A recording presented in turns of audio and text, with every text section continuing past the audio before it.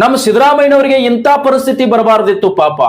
ದಿನಕ್ಕೆ 200 ರೂಪಾಯಿ ಕೂಲಿ ಕೊಟ್ಟು ಕಾರ್ಯಕರ್ತರನ್ನ ಕರ್ಕೊಂಡು ಪ್ರಚಾರ ಮಾಡುವಂತ ಪರಿಸ್ಥಿತಿ ಬಂದ್ಬಿಡ್ತಲ್ಲ ಕರ್ನಾಟಕದ ಮುಖ್ಯಮಂತ್ರಿಗೆ. ಸಿಎಂ ಸಿದ್ದರಾಮಯ್ಯನವರು ಮುಸಲ್ಮಾನ ಮತದಾರರನ್ನ ಎದುರು ಹಾಕೊಂಡು ಕೂಡ್ಲೇನೆ ಸಿಎಂ ಸಿದ್ದರಾಮಯ್ಯನವರು ಪ್ರಚಾರದಲ್ಲಿ ಜನಗಳ ಭಾಗಿಯಾಗಬೇಕಾದ್ರೆ ಅವ್ರಿಗೆ 200 ರೂಪಾಯಿ ಕೊಡಬೇಕಾಯ್ತು. ಅಂದ್ರೆ ಅವ್ರು ಪ್ರಚಾರಕ್ಕೆ ಬರೋರು. ಸಿದ್ದರಾಮಯ್ಯ ಬಂದಿದ್ದಾನೆ ಅಂದ್ರೆ ಜನ ಇಲ್ಲ ಅಂದ್ರೆ ಏನಾಗಬಹುದು? ಎಂತಹ ಮಾನ ಮರ್ಯಾದೆದ ಪ್ರಶ್ನೆ ಇದು. ಹಾಗಾಗಿ 200 ರೂಪಾಯಿ ಪ್ರಚಾರಕ್ಕೆ ಅಲ್ಲಿ ಬನ್ನಿ, ಅಲ್ಲಿದು ವಾಪಸ್ ಬಂದಾದ ಮೇಲೆ 200 ರೂಪಾಯಿ ತಗೊಂಡು ಹೋಗಿ ಅಂತ ಹೇಳಿ ಕಾಂಗ್ರೆಸ್ನ ಹೈಕಮಾಂಡ್ ನ ಮುಖ್ಯಸ್ಥ ಅಂದ್ರೆ ಆ ಒಂದು ಕಾರ್ಯಕರ್ತರ ಮುಖ್ಯಸ್ಥ ಹೇಳ್ತಾನೆ, ನೀವು 200 ರೂಪಾಯಿ ತಗೊಂಡು ಹೋಗಿ ಸಿದ್ದರಾಮಯ್ಯನವರ ಪ್ರಚಾರದಲ್ಲಿ ಭಾಗಿಯಾಗಿ ಅಂತ ಹೇಳ್ತಾನೆ. ಸಿದ್ದರಾಮಯ್ಯನಿಗೆ ಎಂತ ಪರಿಸ್ಥಿತಿ ಬಂತಪ್ಪ, ಮುಸಲ್ಮಾನ್ ಮತದಾರರನ್ನ ಎದುರು ಹಾಕೊಂಡು ಎಂತಹ ಪರಿಸ್ಥಿತಿಗೆ ಬಂದು ಸಿಕ್ಕಾಕಣ್ಣಪ್ಪ ಸಿದ್ದರಾಮಯ್ಯ. ಸೊ ನಿಮಗೆ ಪ್ರೂಫ್ ಬೇಕಾದು? ಬೇಕೇ ಬೇಕು ಪ್ರೂಫ್. ಬನ್ನಿ, ಆ ಒಂದು ಸೆಕೆಂಡ್ ವಿಡಿಯೋ ಹಾಕ್ತೀನಿ, ನೋಡ್ಕೊಂಡು ಬನ್ನಿ, ನಂತರ ಅದ್ರ ಬಗ್ಗೆ ಮಾತಾಡ್ತಾ ಹೋಗೋಣ. ಎಂತ ಪರಿಸ್ಥಿತಿಗೆ ಬಂದು ನಿಂತ್ಕೊಂಡ ಸಿದ್ದರಾಮಯ್ಯ ನೋಡಿ ಆ ವಿಡಿಯೋನ. ಎಲ್ಲರಿಗೂ ಒಬ್ಬೊಬ್ಬರಿಗೆ ವಾಪಸ್ ಇಲ್ಲಿ ಬಂದ್ಮೇಲೆ ಅಲ್ಲಿ ಒಬ್ರು ಕುಂತಿರ್ತಾರ, ನೀವು ಹೆಸರು ಬರ್ಸೋದು ನಿಮ್ ರೊಕ್ಕ ನೀವು ತಗೊಂಡೋಗಿ. ವಾಪಸ್ ಇಲ್ಲಿ ಬಂದ್ಮೇಲೆ ಅಲ್ಲಿ ಒಬ್ರು ಕುಂತಿರ್ತಾರ, ನೀವು ಹೆಸರು ಬರ್ಸೋದು ನಿಮ್ ರೊಕ್ಕ ನೀವು ತಗೊಂಡೋಗಿ. ವಾಪಸ್ ಇಲ್ಲಿ ಬಂದ್ಮೇಲೆ ಅಲ್ಲಿ ಒಬ್ರು ಕುಂತಿರ್ತಾರ, ನೀವು ಹೆಸರು ಬರ್ಸೋದು ನಿಮ್ ರೊಕ್ಕ ನೀವು ತಗೊಂಡೋಗಿ. ನೋಡಿದ್ರಲ್ಲ, ಇಲ್ಲಿಗೆ ಬಂದಾದ್ಮೇಲೆ 200 ರೂಪಾಯಿ ಇಸ್ಕೊಳ್ಳಿ ಅಂತ ಹೇಳ್ತಾ ಇರೋದು ಕಾಂಗ್ರೆಸ್ನ ಬಾಗಲಕೋಟೆ ಹೈಕಮಾಂಡ್ ಮುಖ್ಯ ಕಾರ್ಯಕರ್ತ ಹೇಳ್ತಾ ಇರುವಂತಹ ಮಾತುಗಳವು. ಅಂದ್ರೆ ಸೇರಿಸ್ಬೇಕಲ್ಲ, ಜನ ಸೇರಿಸ್ಬೇಕಲ್ಲ. 200 ರೂಪಾಯಿಯನ್ನ ಕೊಡ್ತಾ ಇವಿ, ನಾವು ಕೊಡ್ತೀವಿ, ನೀವು ಬಂದು ಸಿದ್ದರಾಮಯ್ಯನವರ ಪ್ರಚಾರದಲ್ಲಿ ಭಾಗಿಯಾಗಬೇಕು ಅಂತ ಜನಗಳಿಗೆ ಕಣ್ಣೀರಿಟ್ಟು ಕೇಳ್ತಾ ಇರುವಂತ ಪರಿಸ್ಥಿತಿ ಬಂದುಬಿಡ್ತು ಮುಸಲ್ಮಾನ್ ಬಾಂಧವರನ್ನ ಎದುರು ಹಾಕೊಂಡು.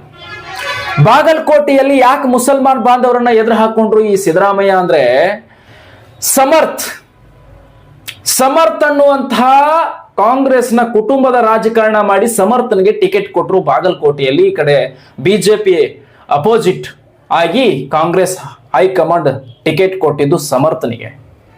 ಈ ಕಡೆ ಚಿರಂತಿ ಮಟ್ಟಿದ್ದಾರೆ, ವೀರಣ್ಣ ಚಿರಂತಿ ಮಠ ಬಿಜೆಪಿಯ ಪರವಾಗಿ.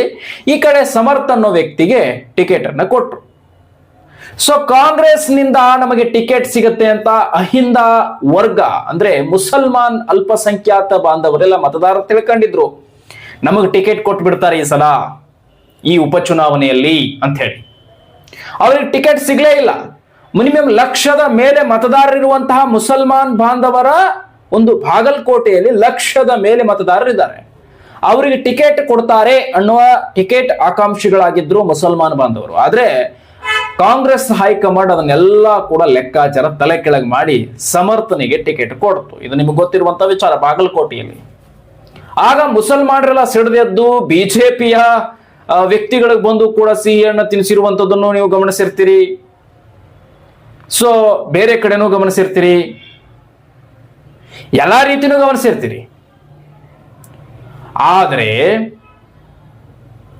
ಈಗ ನಡೀತಾ ಇದೆಯಲ್ಲ ವ್ಯವಸ್ಥೆ ಬಾಗಲಕೋಟೆಯಲ್ಲಿ, ಸೊ ಈ ಬಾಗಲಕೋಟೆಯಲ್ಲಿ ಸಿದ್ದರಾಮಯ್ಯನಿಗೆ ಜನ ಸೇರ್ಬೇಕು ಅಂದ್ರೆ 200 ರೂಪಾಯಿ ಕೊಡಬೇಕಾಗಿರುವಂತ ಪರಿಸ್ಥಿತಿ ಬಂದುದಕ್ತು. ಯಾಕೆ ಅಂದ್ರೆ ಸಿದ್ದರಾಮಯ್ಯ ಅಲ್ಪಸಂಖ್ಯಾತರ ಪರವಾಗಿ ಅಹಿಂದ ನಾಯಕನಾಗಿ ಮತ್ತು ಮುಸಲ್ಮಾನ್ ಬಾಂಧವರ ಪರವಾಗಿದ್ದಾನೆ ಅನ್ನುವ ಲೆಕ್ಕಾಚಾರಗಳು ಕಂಡಿದ್ವು. ಆದ್ರೆ ಮುಸಲ್ಮಾನರಿಗೆ ಯಾವಾಗ ಗೊತ್ತಾಯ್ತಲ್ಲ, ಕಾಂಗ್ರೆಸ್ ಇರೋದು ಕೇವಲ ನಮ್ಮ ಮತಗಳನ್ನ ತೆಗೆದುಕೊಳ್ಳಿಕ್ಕೆ ಹೊರತು ನಮ್ಮ ಪರವಾಗಿರ್ಲಿಕ್ಕೆ ಸಾಧ್ಯ ಇಲ್ಲ ಅಂತ ಗೊತ್ತಾಯ್ತಲ್ಲ ಮುಸಲ್ಮಾನರಿಗೆ, ಆವತ್ತೇ ಅವರೆಲ್ಲ ಕೂಡ ಡಿಸೈಡ್ ಆಗಿ ಬಿಜೆಪಿಗೆ ಮತ ಹಾಕ್ತೀವಿ ಅಂತ ನಿಂತ್ಕೊಂಡ್ರು. ಸಿದ್ದರಾಮಯ್ಯ ಎಲ್ಲಿಲ್ಲದ ತಳಬುಡ ಉರ್ಲಿಕ್ಕೆ ಶುರು ಆಯ್ತು. ಆ ಸಂದರ್ಭದಲ್ಲಿ ಮತದಾನ ಇವತ್ತು 9ನೇ ತಾರೀಕು ನಡೀತಾ ಇದೆ. ಸಿದ್ದರಾಮಯ್ಯ 200 ರೂಪಾಯಿ ಕೊಟ್ಟು ಜನಗಳನ್ನ ಕರೆಸಿ ಪ್ರಚಾರ ಮಾಡ್ದ. ಆದ್ರೆ ಈಗ ಯಾವ ಹಂತಕ್ಕೆ ಬಂದು ತಲುಪಿದೆ ಅಂದ್ರೆ, ಇಡೀ ಮುಸಲ್ಮಾನ್ ಬಾಂಧವರು 2028ಕ್ಕೂ ಕೂಡ ಸಿದ್ದರಾಮಯ್ಯನ ಕಾಂಗ್ರೆಸ್ ಸರ್ಕಾರಕ್ಕೆ ಸರಿಯಾದ ಬುದ್ಧಿ ಕಲಿಸ್ತೀವಿ ಅಂತ ಈಗಲೂ ಕೂಡ ಮಾತಾಡ್ತಾ ಇದ್ದಾರೆ. ಟೋಟಲ್ ಆಗಿ ಸಿದ್ದರಾಮಯ್ಯನನ್ನು ವಿರೋಧ ಮಾಡ್ತಾ ಇದ್ದಾರೆ ಮುಸಲ್ಮಾನರು ಕಂಪ್ಲೀಟ್ ಆಗಿ. ಸಿದ್ದರಾಮಯ್ಯ ಅಂದ್ರೆ ಒಂಥರ ಮುಸಲ್ಮಾನ್ ಬಾಂಧವರ ಬಂಧು ಆಗಿಬಿಟ್ಟಿದ್ದ. ಆದ್ರೆ ಈಗ ಅವರೇ ವಿರೋಧ ಮಾಡ್ತಾ ಇರೋದು ಒಂಥರ ಎಲ್ಲಿಲ್ಲದ ಒಂದು ವಾತಾವರಣ ಸೃಷ್ಟಿಯಾಗಿದೆ ರಾಜಕಾರಣದಲ್ಲಿ. ಇನ್ನು ಕೆಲವರು ಎಜುಕೇಟೆಡ್ ಮುಸಲ್ಮಾನ್ ಬಾಂಧವರು ಕೂಡ ಬರ್ತಾರೆ. ಇಲ್ಲಿ ಎಜುಕೇಟೆಡ್ ಅಂತ ಕರೀತಾರೆ ಅವರನ್ನ. ಎಜುಕೇಟೆಡ್ ಪೀಪಲ್ಸ್ ಮುಸಲ್ಮಾನ್ಸ್ ಒಳಗಡೆ ಇದಾರಲ್ಲ, ಅವ್ರು ಹೇಳ್ತಾರೆ ಮೇಲ್ಗಡೆ ಮೋದಿ ಅವರಿದ್ದಾರೆ, ನಮ್ಮನ್ನೇನು ಹೊರಗಡೆ ಹಾಕಿದ್ರಾ? ಅಥವಾ ಈಗ ಬಿಜೆಪಿ ಸರ್ಕಾರ ಬಂದಾಗ ನಮಗೇನಾದ್ರೂ ಹೊರಗಡೆ ಹಾಕಿದಾರಾ? ಏನೂ ಇಲ್ಲ. ಕೇಂದ್ರದಲ್ಲಿ ಮೋದಿ ಸರ್ಕಾರ ಇದ್ರೂ ಭಾರತೀಯ ಮುಸಲ್ಮಾನರೇನು ಹೊರಗಡೆ ಹಾಕ್ತಾ ಇದ್ದಾರಾ? ಇಲ್ಲ. ಅಥವಾ ಮುಸಲ್ಮಾನರಿಗೆ ಏನಾದರೂ ತೊಂದರೆ ಕೊಟ್ಟಿದಾರಾ? ಇಲ್ಲ. ಮತ್ತೆ ನಾವ್ಯಾಕೆ ಬಿಜೆಪಿಗೆ ಮತ ಹಾಕಬಾರ್ದು ಅಂತ ಮುಸಲ್ಮಾನ್ ಬಾಂಧವರೇ ಇವತ್ತು ಕೇಳುವ ರೀತಿ ಬಂದಾಯ್ತು. ಕೆಲವು ಎಜುಕೇಟೆಡ್ ಮುಸ್ಲಿಮ್ರು ಏನ್ ಮಾಡ್ತಾ ಇದ್ದಾರೆ ಅಂದ್ರೆ, ನಾವು ಕಾಂಗ್ರೆಸ್ ಗುಲಾಮರಾಗಬಾರದು, ನಮಗ್ ಬಿಜೆಪಿ ಯಾವುದೇ ರೀತಿಯ ದ್ರೋಹ ಬಗೆತಿಲ್ಲ ಅಥವಾ ನಮಗೆ ಯಾವುದೇ ತೊಂದರೆಗಳನ್ನ ಕೊಡ್ತಾ ಇಲ್ಲ, ಅವರ ಧರ್ಮ, ಅವರ ದೇಶ, ನಮ್ಮ ದೇಶ ಅವರು ಉಳಿಸ್ತಾ ಇದ್ದಾರೆ, ಅದು ಏನ್ ತಪ್ಪು, ನಾವ್ಯಾಕೆ ಬಿಜೆಪಿಗೆ ಮತ ಹಾಕಬಾರದು ಕಾಂಗ್ರೆಸ್ ಮಾತು ಕೇಳ್ಕೊಂಡು, ಕಾಂಗ್ರೆಸ್ ಕೇವಲ ಭಯ ಹುಟ್ಟಿಸ್ತಾ ಇದೆ ನಮಗೆ ಅಂತ ಮುಸಲ್ಮಾನ್ ಎಜುಕೇಟೆಡ್ ಪೀಪಲ್ಸ್ ಎಚ್ಚರಿಕೊಂಡಿದ್ದಾರೆ. ಕಾಂಗ್ರೆಸ್ ನಮ್ಮನ್ನ ಭಯ ಹಾಕಿ ತಮ್ಮ ವೋಟಿಂಗ್ ಬ್ಯಾಂಕ್ ಅನ್ನ ಮಾಡ್ಕೊಳ್ತಾರೆ. 500 ರೂಪಾಯಿ ಬಿಸಾಕಿದ್ರೆ ಮುಸಲ್ಮಾನರು ವೋಟ್ ಹಾಕ್ತಾರೆ ಅನ್ನುವ ಲೆಕ್ಕಕ್ಕೆ ಬಂದಿದೆ. ಅಂದ್ರೆ 500 ರೂಪಾಯಿ ಮುಸಲ್ಮಾನರು ಅನ್ನುವ ಲೆಕ್ಕಕ್ಕೆ ಬಂದಿದೆ. ನಾವು ಬಿಜೆಪಿಗೆ ಮತ ಹಾಕ್ತೀವಿ ಹೊರತು ಕಾಂಗ್ರೆಸ್ಗೆ ಹಾಕಲ್ಲ, ಸಿದ್ದರಾಮಯ್ಯ ನಮಗ್ ಬೇಕಿಲ್ಲ, ಕಾಂಗ್ರೆಸ್ ಪಕ್ಷ ನಮಗೆ ಬೇಕಿಲ್ಲ ಅಂತ ಮುಸಲ್ಮಾನರು ಸಿಡಿದಿದ್ದಾರೆ. ಈಗ ಮುಸಲ್ಮಾನರ ಪವರ್ ಏನು ಅಂತ ಸಿದ್ದರಾಮಯ್ಯಗೂ ಕೂಡ ಗೊತ್ತಾಗ್ತಾ ಇದೆ ಮತ್ತಷ್ಟು. ಯಾಕಂದ್ರೆ ಸಿದ್ದರಾಮಯ್ಯ ಪ್ರಚಾರಕ್ಕೆ ಹೋದ್ರೆ ಬರೋದೇ ಮುಸಲ್ಮಾನ್ ಬಂದವರೆಲ್ಲ ಸೇರ್ತಾ ಇದ್ರು, ಜನಸಂಖ್ಯೆ ಬಹಳ ಸೇರ್ತು ಅಂತ ಗುರುತಿಸ್ತಾ ಇತ್ತು. ಈಗ ಮುಸಲ್ಮಾನರೇ ಬರ್ತಾ ಇಲ್ಲ ಅನ್ನೋ ಕಾರಣಕ್ಕೆ, ಮುಸಲ್ಮಾನ್ ಬಾಂಧವರಲ್ಲಿ ಹೋಗ್ತಾ ಇಲ್ಲ ಅನ್ನೋ ಕಾರಣಕ್ಕೆ ಸಿದ್ದರಾಮಯ್ಯಗೆ ಜನ 200 ರೂಪಾಯಿ ಕೊಟ್ಟು ಕಳಿಸ್ಬೇಕಾಗಿದೆ ಜನರನ್ನ. ಇಲ್ಲ, ಜನ ಬರ್ತಾ ಇಲ್ಲ. ರಾಜ್ಯದ ಮುಖ್ಯಮಂತ್ರಿಯಾಗಿ ಬಾಗಲಕೋಟೆಯಲ್ಲಿ ಪ್ರಚಾರಕ್ಕೆ ಬಂದ್ರೆ ಜನ ಸೇರ್ತಾ ಇಲ್ಲ. ಏನ್ ಮಾಡ್ಬೇಕೀಗ ಸಿದ್ದರಾಮಯ್ಯ? ಒಂದು ತರ ದಿಗಿಲು ಬಡ್ದು ನಿಂತ್ಕೊಂಡಿದೆ. ಟಿಕೆಟ್ ಆಕಾಂಕ್ಷಿ ಆಗಿದ್ರು ಅಲ್ಪಸಂಖ್ಯಾತರು, ಟಿಕೆಟ್ ಕೊಡ್ತಾರೆ ನಮಗೆ ಅಂತ ತಿಳ್ಕೊಂಡಿದ್ರು ಕಾಂಗ್ರೆಸ್ದಿಂದ. ಆದ್ರೆ ಅದು ಹೋಗಿ ಹೋಗಿ ಮತ್ತು ಕುಟುಂಬಕ್ಕೆ ರಾಜಕಾರಣ ಆಗೋಯ್ತು. ಬಾಗಲಕೋಟೆಯಲ್ಲಿ ಕುಟುಂಬದ ರಾಜಕಾರಣ ಮಾಡಿದ್ರು.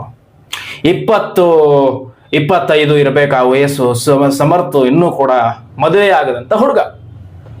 ಆ ಹುಡುಗನಿಗೆ ಟಿಕೆಟ್ ಕೊಟ್ರು. ನೋಡಿ ಎಂತ ಭಾಗ್ಯ ಅಂದ್ರೆ, ಕುಟುಂಬ ರಾಜಕಾರಣ ಮಾಡ್ಬೇಕಲ್ಲ, ಹಂಗಾಗಿ ಅವರಿಗೆ ಟಿಕೆಟ್ ಅನ್ನ ಕೊಟ್ರು ಸಮರ್ಥಿಗೆ.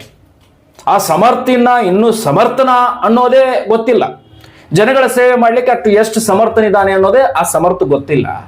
ಅಂಥದ್ರಲ್ಲಿ ಸಮರ್ಥನಿಗೆ ಟಿಕೆಟ್ ಕೊಟ್ಬಿಟ್ರೆ ಇವರೆಲ್ಲ ಕಾಂಗ್ರೆಸ್ನವ್ರು ಸೇರ್ಕೊಂಡು ಅಂತ ಮುಸಲ್ಮಾನರಿಗೆ ಕೋಪ ಬಂದಿದೆ. ನಮ್ದು 1,00,000 ಮೇಲೆ ವೋಟಿಂಗ್ಸ್ ಇದೀವಿ, ನಾವೆಲ್ಲ ಕೂಡ ಹೋಗಿ ಬಿಜೆಪಿಗೆ ಹಾಕ್ಬಿಡ್ತೀವಿ, ಬಿಜೆಪಿ ಗೆಲ್ಲಿಸ್ಬಿಡ್ತೀವಿ, ಆದ್ರೆ ಕಾಂಗ್ರೆಸ್ ಸತ್ರು ವೋಟ್ ಹಾಕಲ್ಲ ನಾವು ಅಂತ ಮುಸಲ್ಮಾನರು ಸಿಡಿದಿದ್ದಾರೆ. ಈಗ ಸಿದ್ದರಾಮಯ್ಯ ಏನ್ ಮಾಡ್ಬೇಕು ಅಂತ ಗೊತ್ತಿಲ್ಲ. ಮನವೊಲಿಕೆ ಮಾಡ್ತೀನಿ ಅಂತ ಕೆಲವೊಂದಿಷ್ಟು ಮುಖ್ಯ ಮುಸಲ್ಮಾನರನ್ನ ಮನವೊಲಿಸ್ಲಿಕ್ಕೆ ಹೋದ್ರು. ಅವರೆಲ್ಲೋ ಮನವೊಲ್ಲದೆ ಅಂತ ಹೋಗಿ ನಿಂತ್ಕೊಂಡ್ರು. ಆದ್ರೆ ವೋಟಿಂಗ್ ಮಾತ್ರ ನೋಟಾ, ಬಿಜೆಪಿ ಬೇರೆ. ಈ ರೀತಿ ನಡೀತಾ ಇದೆ, ವ್ಯವಸ್ಥೆ ಕ್ರಿಯೇಟ್ ಆಗ್ತಾ ಇದೆ. ಆದ್ರೆ ಸಿದ್ದರಾಮಯ್ಯ ಮಾತ್ರ ಇದೇನು 200 ರೂಪಾಯಿ ಕೊಟ್ಟು ಕರೆಸೋ ಪರಿಸ್ಥಿತಿಗೆ ಬಂದು ಸಿಕ್ಕಾಕೊಂಡ್ರಲ್ಲ. ಛೇ, ಈ ರೀತಿ ಆಗೋಯ್ತಲ್ಲ ಕರ್ನಾಟಕದ ಮುಖ್ಯಮಂತ್ರಿ ಇದು ಬಂಡವಾಳ ಅನ್ನೋದೊಂದು ಜಿಗುಪ್ಸೆ ಉಟ್ಕೊಳ್ತಾ ಇದೆ ಕಾಂಗ್ರೆಸ್ ಪಕ್ಷದಲ್ಲಿ. ಸಿದ್ದರಾಮಯ್ಯನ ಲೆಕ್ಕಾಚಾರ ತಳಬುಡ ಆಗಿದೆ. ಸಿದ್ದರಾಮಯ್ಯ ಈಗ ತಲೆ ತಗ್ಗಿಸ್ಕೊಂಡು ಹೋಗೋ ಪರಿಸ್ಥಿತಿ, ವಾತಾವರಣ ಸೃಷ್ಟಿಯಾಗಿದೆ.